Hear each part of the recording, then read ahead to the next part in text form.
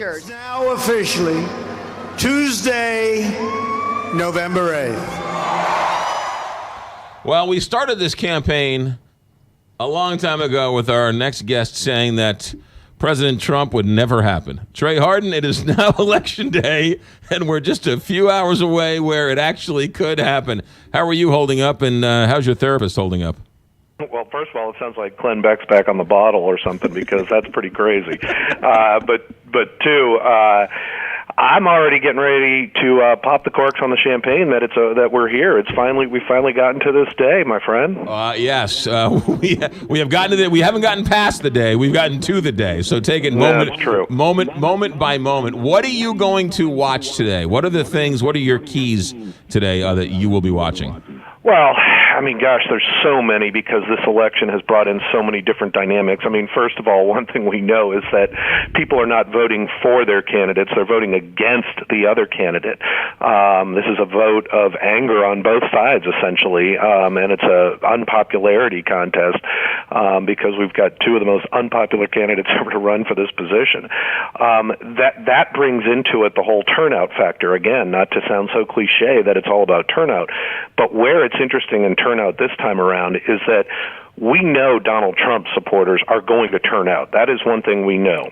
Now, those supporters in and of themselves are not enough to win the election if Hillary Clinton supporters turn out, because we know that there are more Hillary voters in this country than there are Trump supporters.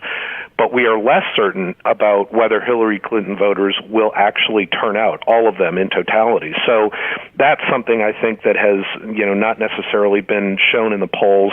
The other thing too is I think there's been a lot of people answering polling questions that haven't wanted to admit that they're going to vote for Donald Trump. Again, another reason why I think it's going to be closer than people think.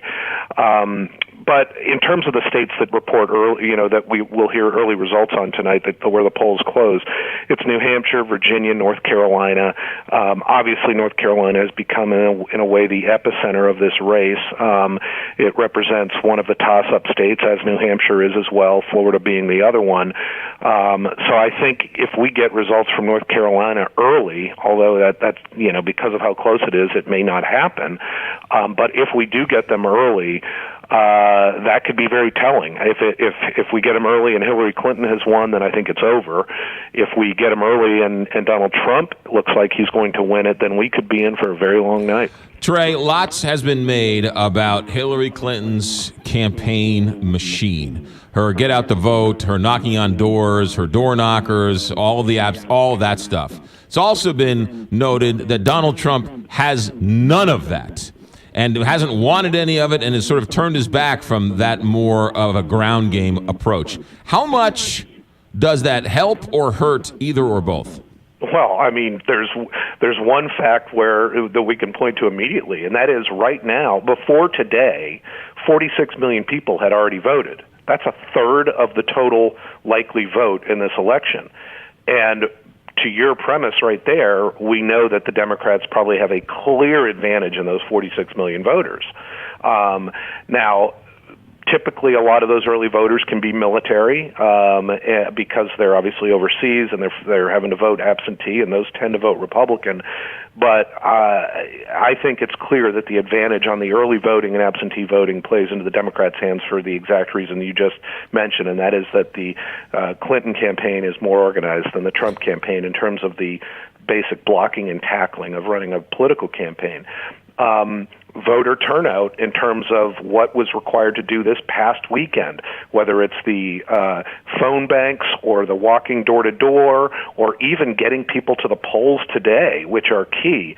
I remember in the days that I was working on campaigns, I mean, getting vans to retirement communities and homes to offer rides to people at the polls. I mean, those things matter. So because of how close this race is, and because every vote really is truly going to matter, especially in some of these states, it does influence things. And it's another example of where the deck is kind of stacked against Donald Trump. I mean, when you get right down to it, if the Cubs can win the World Series, really anything's possible.